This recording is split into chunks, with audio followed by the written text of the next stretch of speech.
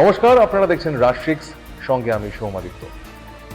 দক্ষিণ দমদম পৌরসভার 25 নম্বর ওয়ার্ডের 206 এ কবি নবীনচন্দ্র সেন রোডে গড়ে উঠছে 8 তলার বিলাসবহুল বহুতল সরোজিনী।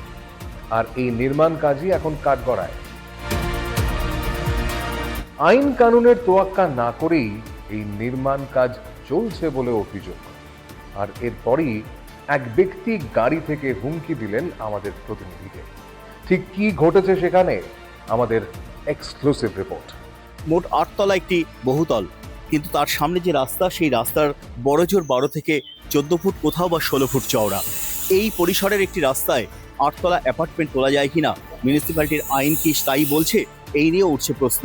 এবং আরও যেটা উঠে আসছে বক্তব্য, যে এই যে অনুমতি দিল স্থানীয় মিউনিসিপ্যালিটি, সেটা কি কারোর চাপে দিল নাকি কারোর প্রভাবে দিল। এবং এই সমস্ত প্রশ্নের জবাব খুঁজতে যখন রাস্টিক্সের ক্যামেরা এখানে উপস্থিত হয়, তখন হঠাৎই একটি সাদা গাড়ি উপস্থিত হয় এবং তার কাঁচ নামিয়ে একজন ব্যক্তি রীতিমতো হুমকি দেন রাস্টিক্সের প্রতিবেদককে।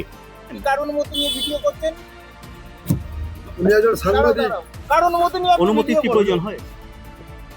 আমি তো আপনার বক্তব্য জানতে চাইছি, আমি তো আপনার ভিউ জানতে চাইছি। এমন তো না যে আপনাকে মানে না তাহলে আপনি বলেছেন আমার ভিডিও করবেন না, আপনাকে তো জিজ্ঞেস করা হচ্ছে। আপনি বলেছেন ভিডিও করবেন, আপনি এটা করতে পারেন না, একদমই পারেন না। কেন স্থানীয়দের দাবি এই বহুতলের অনুমতি দেওয়া হয়েছে সম্পূর্ণ বেআইনিভাবে?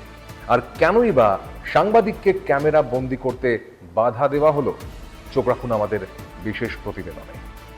হুমকি তো ইলিগাল ভাবে দিয়েছে উনি, এভাবে দিয়েছে ফটো তুলছে কেন, আইনি ব্যবস্থা নেই, হ্যান ত্যান এসব বলেছে, কোর্ট থেকে অর্ডার লাগবে, কেন তুলছি ইলিগাল ভাবে, এসব কথাবার্তা বলেছে, আপনার অধিকার নেই এসব বলে গেছে গাড়ির ভিতর থেকে দাঁড়িয়ে বসেই। তাদের সঙ্গে আমাদের কোনোদিন ডাইরেক্ট আমরা ঝগড়া করিনি, অভিযোগ করিনি, তাদের সঙ্গে কোনোদিন ঝগড়া হয়।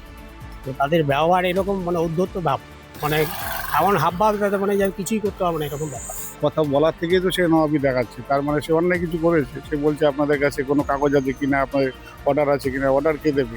মাথার ওপর ছিল গডফাদার সুজিত ঘোষ, আর একজন আছে গডমাদার, সে হচ্ছে অজিত মুন্সি, তার হাজবেন্ড দেবরাজ। আমাদের প্রতিনিধি শান্তনু বন্দ্যোপাধ্যায় যখন ঘটনাস্থলে পৌঁছলেন, তখন চোখের সামনে ভেসে এলো এক ভয়াবহ ছবি। দমদমের কবি নবীনচন্দ্র সেন স্ট্রিটের এই যে বাড়িটি, এই অ্যাপার্টমেন্ট, সরোজিনী নামের অ্যাপার্টমেন্ট, সেই অ্যাপার্টমেন্ট সম্পর্কে উঠছে একাধিক অভিযোগ করছেন স্থানীয় মানুষ। তাদের বক্তব্য, এই বাড়িটি যে জমিতে গড়ে উঠছে, এই জমির একাংশে ছিল পুকুর। পুরনো যে সার্চ রিপোর্ট, তাতে তেমনটি নাকি রয়েছে। জানাচ্ছেন পার্শ্ববর্তী যে বাসিন্দা তারা।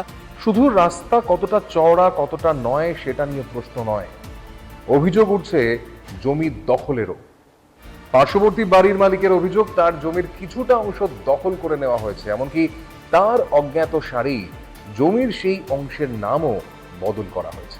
এখানকার কাউন্সিলর যে টিএমসির মলি চৌধুরী, তার হাজব্যান্ড পার্থ রায়চৌধুরী, তাদের কাছে যাওয়ার পরে তারা বলে, তোরা এই জমিতে কিছু করতে পারবি না, কারণ তোদের কাগজপত্র সব ওরা করে নিয়েছে, তোরা অভিযোগ তোরা কোনো কাজ করতে পারবি না।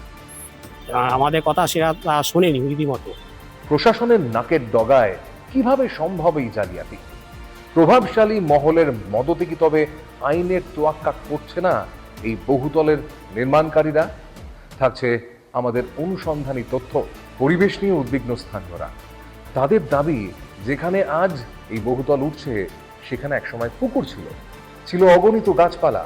সেই পুকুর ভরাট করে গাছ কেটে তৈরি হচ্ছে এই বহুতলটি। গাছ কেটে ফেলছি, পুকুর পাড়ে আম গাছ ছিল, আম গাছ, জাম গাছ, নারকেল গাছ, ওই পাশে ছিল তাল, বেল গাছ, তাল গাছ, সব কেটে ফেলছে। সমস্ত গাছ কেটে ফেলছে, তেঁতুল গাছ, বেল গাছ, তারপরে জাম গাছ ওখানেও ছিল একটা, নারকেল গাছ ছিল অনেকগুলো, সব কেটে ফেলছে। দমদমের মতো এলাকায় পুকুর বুঝিয়ে বহুতল তৈরির অনুমতি কোথা থেকে এলো? পৌরসভা কি তবে সব জেনেও চোখ বুজে আছে? সূত্র মারফত আমাদের কাছে যে খবর এসে পৌঁছেছে, এই নির্মাণ কাজের পেছনে রয়েছে প্রভাবশালী মহলের হাত। স্থানীয়দের দাবি, এই বহুতলটি গড়ে তোলার নেপথ্যে রয়েছে রাজনৈতিক এবং পৌরসভার কিছু প্রভাবশালী নেতার বা ব্যক্তিদের মদত। দমদমের এই ঘটনা কেবল একটি বহুতল নির্মাণের নয়, এটি আইনের অপব্যবহারের। স্থানীয়দের অভিযোগ, প্রশাসন যেন প্রভাবশালী ব্যক্তিদের সামনে একেবারে নতমস্তক হয়ে থাকে।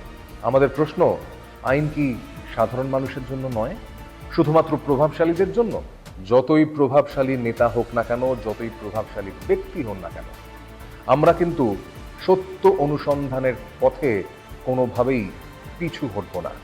আমরা রাষ্ট্রিক্স, আমরা প্রতিটি কথা, প্রতিটি তথ্য যাচাই করে তবেই খবর করি।